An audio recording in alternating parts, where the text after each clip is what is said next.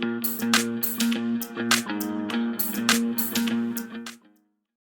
of you are in this place where you're talking a lot about things like the coronavirus, and it's crazy. Here in Phoenix, there were two women fighting over toilet paper over the weekend at one of the big box stores. I mean, it's crazy.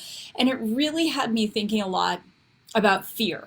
Now, the media makes a ton of money when we're in a place of fear, but fear, as much as, these things can be something that we focus on, we do have to be practical, it can also sabotage us in other areas of our life. And so my vision for Bulletproof Mondays is to equip you so you don't play small in your life. So we are going to be talking about fear today. I'm going to be walking you through some of my own journey with fear, how I learned how to take fear and actually make it my friend, and how you can do the same thing. So anyway, I just want to welcome you. It's wonderful to see all of you. And if you are here live, and I know some of you mark this time in your calendar every single week. Hey, Bruce. Hey, Dad. It's great to see you. My father comes every week to watch. His name is Joe. You can see him. He comes every week to watch the show. If you're here on YouTube, I want to welcome you. If you are listening on a podcast on iTunes or wherever, I want to welcome you to. We're 95 countries, if you can believe it. Anyway, couple of quick announcements. So if you are a member of the Susan Sly community, and there's no fee to do that, just get on my list at susansly.com. Once a month, I do live business coaching. So you have your own multimillionaire personal coach. You can come and ask questions about sales, marketing, leadership, mindset. So we have free coaching coming up on Friday, March 13th. So you want to get on the list, or you can fast track yourself and just go to joinsusansly.com and you can get on the list. If you're looking for motivation and inspiration, I do highly suggest you check out my iTunes podcast show. I just interviewed Jason Brown. He's the CEO of Called Hire Studios. His interview is amazing. What he's doing with faith-based movies, absolutely incredible. So definitely check that out.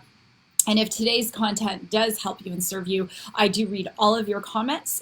Please go ahead and share it with your pages and get the word out, because this is one of the things I do just to give back to all of you.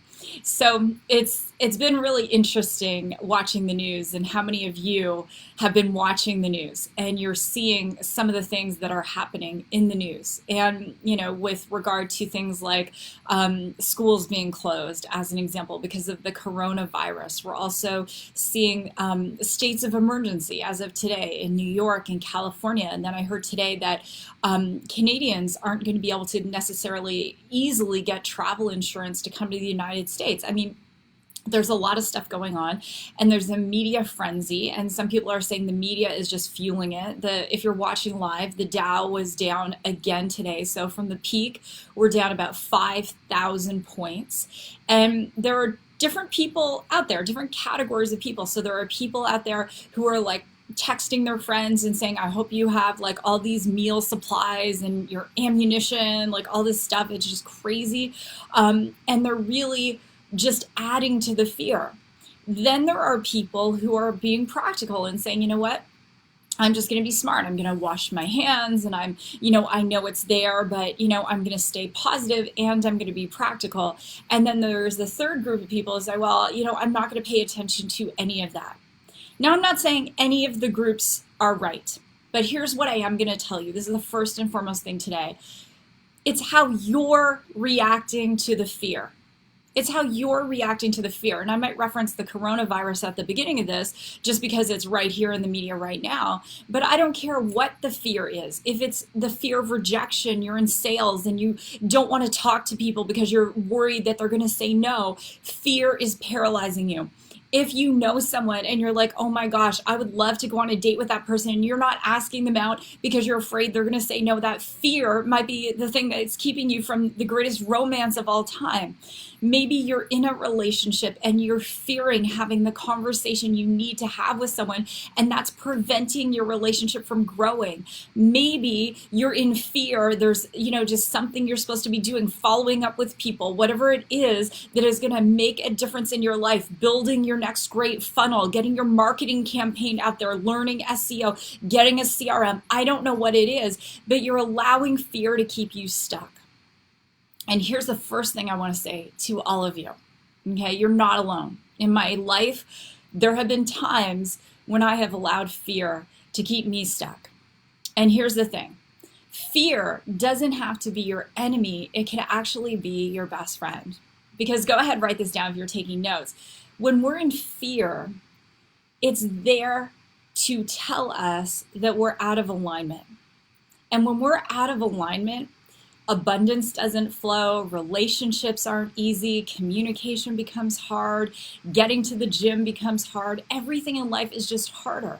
When we're in alignment, how many of you know that when you're in alignment, you just have one of those days, things are easy, you suddenly just feel like working out, you feel like eating healthy, you feel like, talking to people about your business, all of those things are just easier when you're in alignment. Fear is just a mechanism which says, hey, Jess, hey, Bruce, hey, Verilyn, you're out of alignment, my friend. Get back in alignment. Because here's the interesting thing. When we're in alignment, don't you find you hardly have any fear? In fact, you're fearless. So that's what we're going to talk about. I've got 8 points coming up. And again, I'm just going to acknowledge all of you for being here because clearly you want to have a more abundant, fulfilling life. So I'm going to start off with a little story about how fear really did a number on me. And so as many of you know, fear, for many years, I worked in health. So I was a holistic nutritionist. I was trained in homeopathic medicine. I even lectured at universities on health and nutrition in Canada. I had celebrity clients. I had, rock stars. I had Major League Baseball players, hockey players. I even, a lot of my clients were physicians even. I was that go-to health expert. And so one of the things that I studied extensively was the effect of stress on the body. And there's good stress and there's bad stress. So when we have good stress on the body, that's that anticipatory stress. And our adrenals are functioning properly and we just feel very, very motivated. It's almost like we're excited. Then there's the bad stress on the body, which lowers our immune system and causes health problems. The kind of fear that everyone is focused on right now is the same kind that lowers your immune system. And ironically, don't you want to have a higher immune system? I mean, really. So as we're thinking about fear and these Bulletproof Mondays, my goal is to help you become a better business owner, a better entrepreneur, a better startup founder, a person who's thinking about a business, having the courage to do that. And that's what these teachings are. It's my 3 decades plus of wisdom as an entrepreneur in this space and wanting to help and serve you. And I don't think I'm doing you a service if I just show up and talk about marketing today, because if I'm not talking about fear and you're allowing this stuff to sabotage you from getting to where you want to be, then not shame on you, shame on me.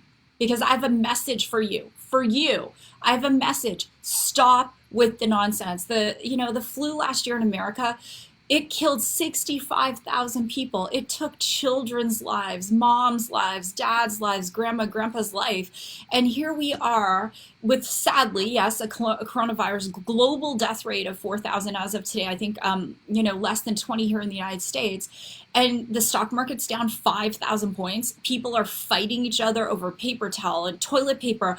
I went to Sprouts yesterday. There was no hand sanitizer there. Have we all gone ridiculously mad? And as a result of this fear, which has become a huge distraction, people are not taking action on their dreams. They're using this as an excuse not to reach out to people and talk to them about their business or market their business and their brand. They're using it as just another excuse. Write this down. A seed cannot grow in infertile soil.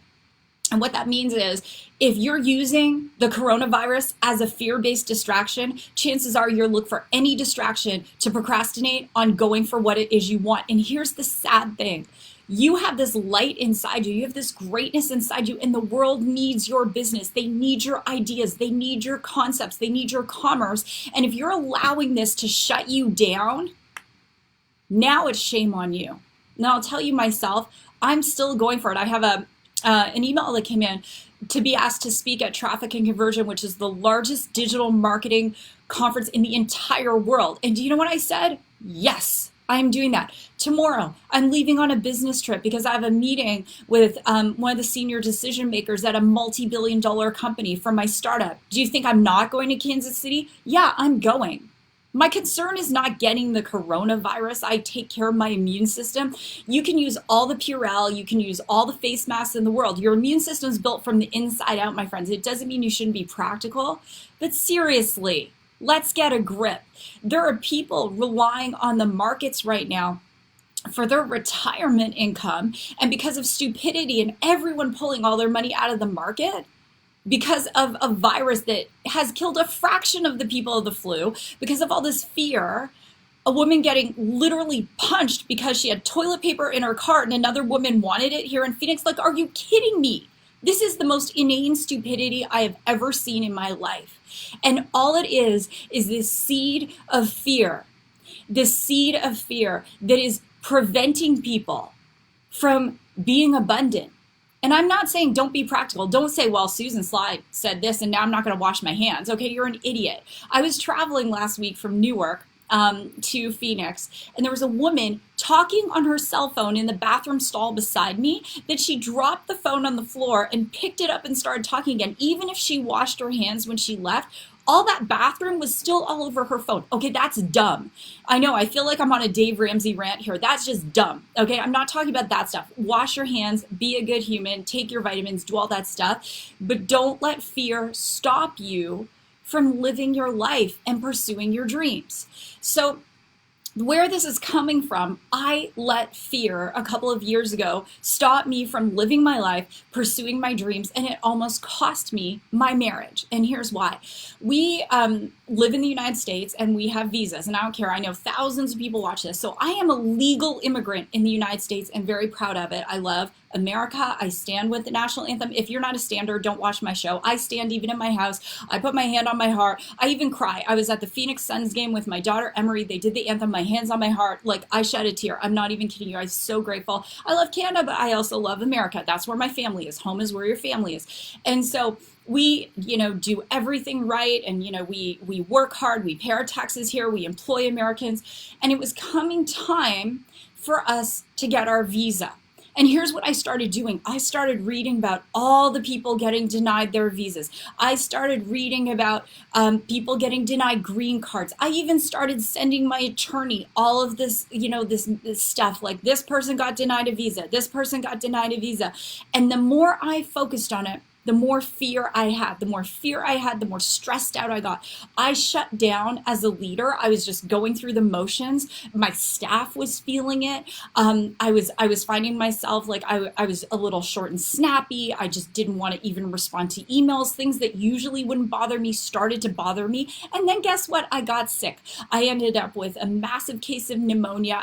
I had a bunch of girls over at my house and I actually fainted. We were doing a vision board party. I was in bed for 7 days. I was just never feeling well. And then when friends would ask me, oh, how's it going with your visa application? I would just riff off about everything. And I was like, who am I? I teach this stuff. I've been on stage, Tony Robbins, Jack Canfield, Dr. John Gray, you name them, almost everyone in The Secret. And I'm sorry, I'm human. And I did it to myself. And then Chris and I started fighting more.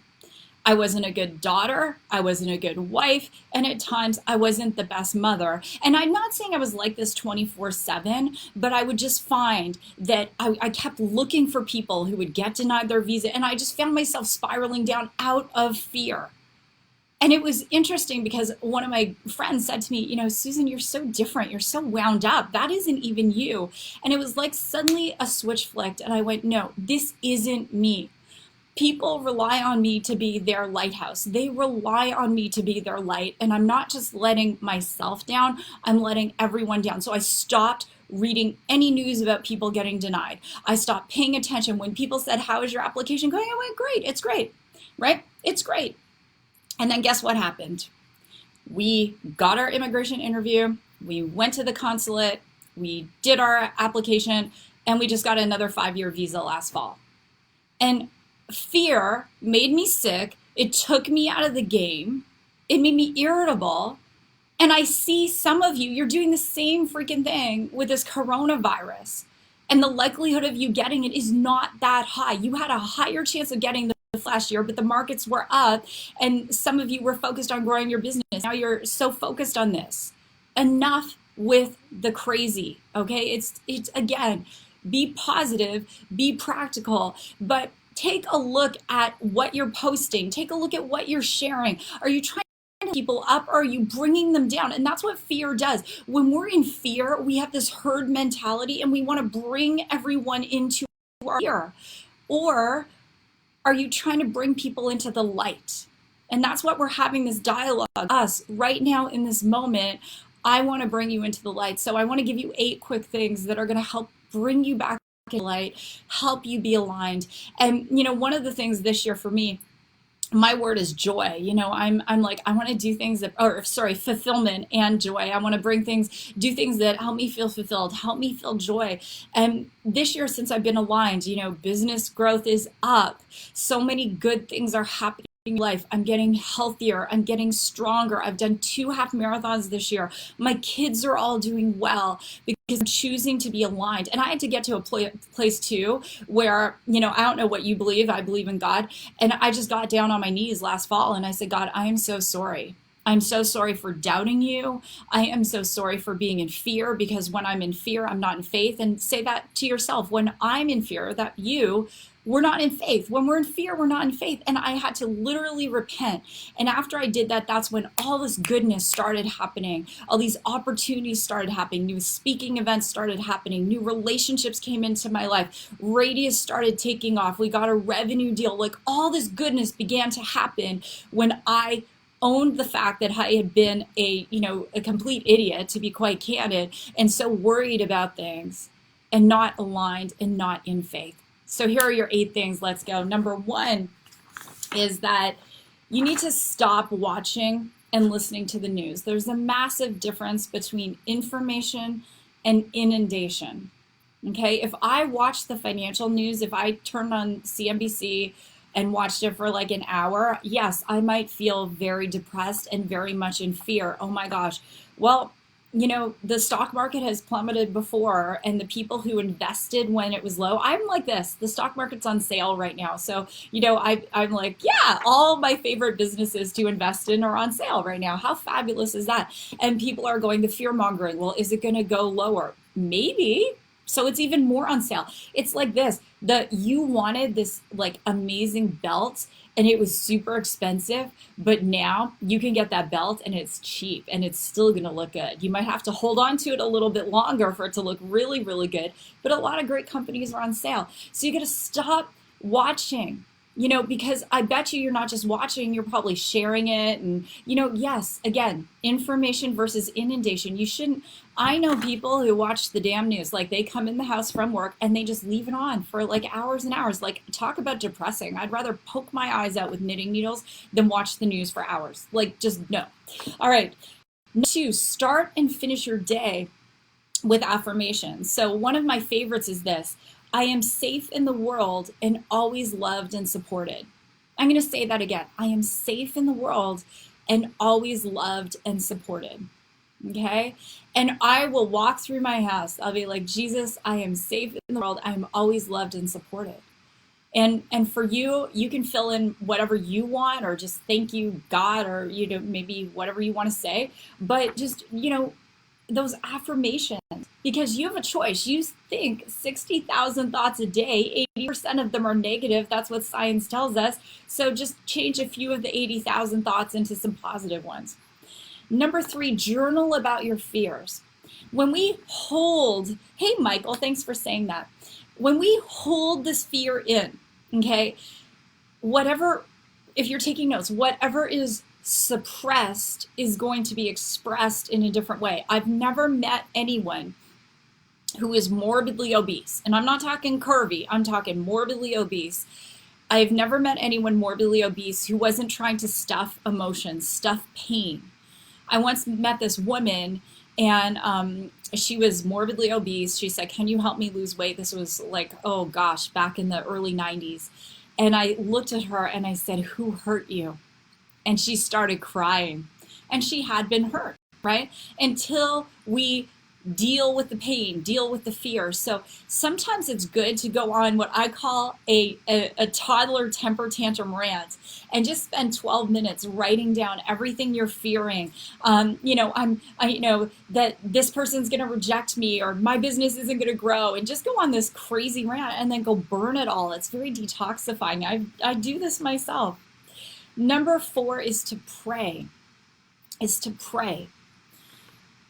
Joel Osteen once said, meditation is when we're listening to God. Prayer is when we're talking to God. So pray, pray, just talk to God. God, I'm afraid. God, show me. I have a funny story to tell you. So this morning I was running and, I was like, the kids are, starting to, I have, three at home, another one's going off to college and, should we sell the house? This is the most random story. So I'm like, oh, should we sell the house? Yeah, I'm running. I'm not talking out loud, just in my head. I literally come around the corner from my house and I had written on a recipe card, if we do this improvement, this improvement, this improvement, this is how much it will cost, and this is how much more value it will add to the house. Guess what was in the middle of the road about 500 feet from my house? This cue card. So either myself or someone in the house had put it in the recycling, and of everything that could have fallen out of that waste management truck, that was the one thing. And I looked up and I went, okay, guess we're not selling right now, right? Because these are the things that still need to be done. Like, how crazy is that, right? So when we're praying and we're talking, you will get answers. You will, absolutely. Number 5, do something that brings you joy. When you are in a place of joy, do you know what actually raises your immune system? So fear lowers your immune system. Joy, laughter raises your immune system. And I have known many people who've survived cancer. And one of the things they said is they only watched funny movies. They only did things that brought them joy. And I have a girlfriend I was with recently, and she had been diagnosed with cancer, and she had gone into prayer and said, okay, God, why did I get the cancer? And the word that came to her was joy. And she found she was taking her life way too seriously, and she wasn't in a state of joy. And so what are those things that bring you joy? Make a list, do more of them. Joy doesn't have to cost you money. Like, I love being outside, as much as possible. Hiking, journaling, curling up with a great fiction book, whatever it is, watching a funny movie. That fear cannot reside with joy. Those two don't coexist together. All right, number 6 is getting reconnected with nature. So it doesn't matter if where you live, it's minus 40 Celsius or, 0 degrees Fahrenheit, whatever it is. It's, bundle up, get outside. So my friend Ken, after he had been diagnosed with cancer, he and I used to be running partners. So we used to run, all the time. And when Ken was going through chemo, he couldn't run, but he bought himself this big Canada Goose jacket. And he would go walking for a minimum of 2 hours every single day. And I was like, Kenny, aren't you cold? And he's like, when I'm cold, it reminds me that cancer hasn't killed me yet. And he'd be like going off on these walks. And so one day I went with him. I was visiting where he lived, and I put on this huge big coat, and we went for this 2.5-hour walk. And it was one of the most special moments of my life so far, because Ken had originally been given 90 days to live, and he defied the odds. He lived for about 18 months after that.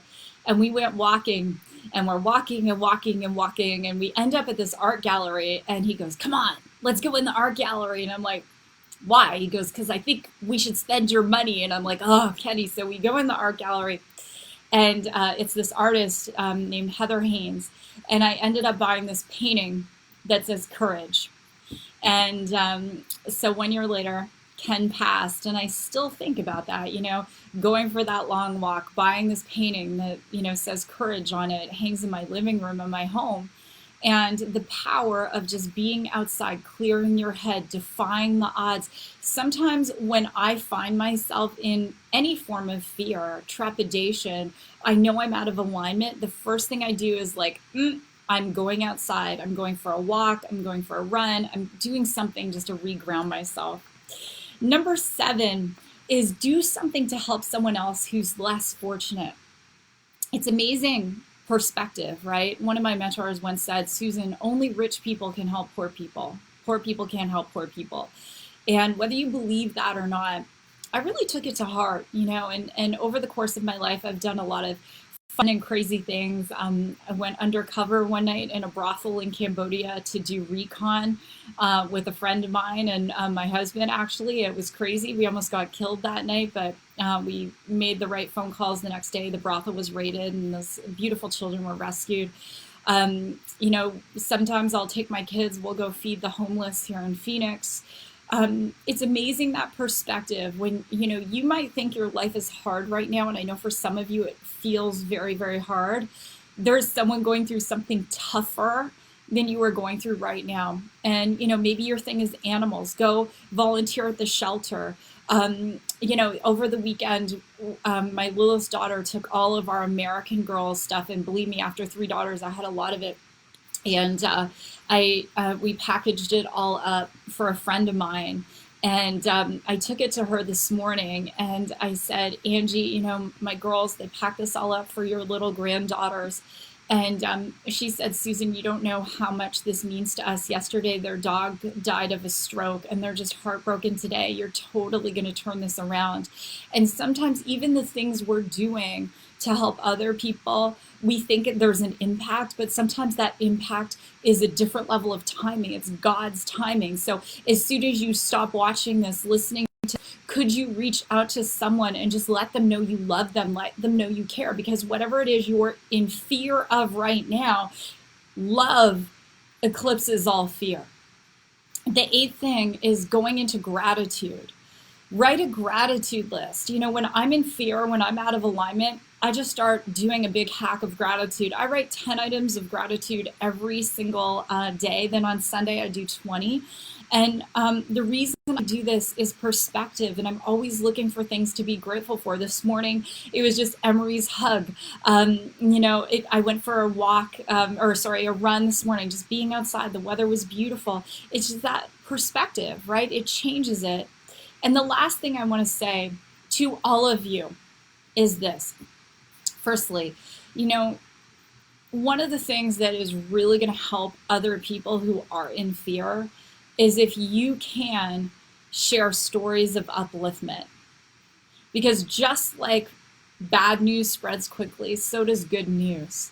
And so if you are helping other people, if you are having victories in your own life, you can share those. And it doesn't have to be in a way that sounds braggy. It can be in a way that's very, very helpful. Just like I shared about giving away the American Girl stuff this morning. Like, you guys know I love to declutter. I wrote a whole book on organize your life and teach courses. But that impact of helping others. And I hope that in sharing that, that will inspire you to go and do something today that's really going to uplift someone else. And, the world, my friends, Kim and Sue, Teresa, Bruce, all of you, the world needs what you have. If you're in fear, you're going to procrastinate. You're going to play small. You're going to hold back. And you need to be the light right now. Anytime there is darkness, there are people who are called to be the light, and that's all of you. So with that, God bless. You are all absolutely amazing. Thank you for being here live. If this has been helpful, please do share it. I do read every single one of your comments. I do.